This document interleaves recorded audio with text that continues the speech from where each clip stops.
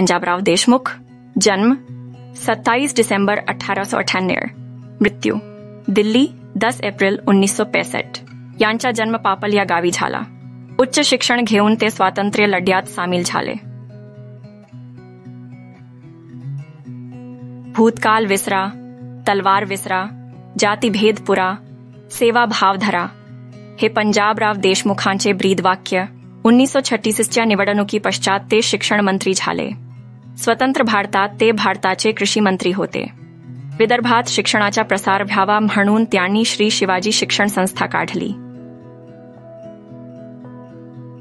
या संस्थेच्या पश्चिम विदर्भात म्हणजे अमरावती विभागात अंदाजे 1046 शाळा आहेत. महाविद्यालय, अभियांत्रिकी पदवी तसेच पदविका तंत्रनिकेतन, कृषी महाविद्यालय, वैद्यकीय महाविद्यालय अशी अनेक महाविद्यालये सुरू करून त्या संस्था शिक्षण क्षेत्रात फार मोठे योगदान देत आहेत.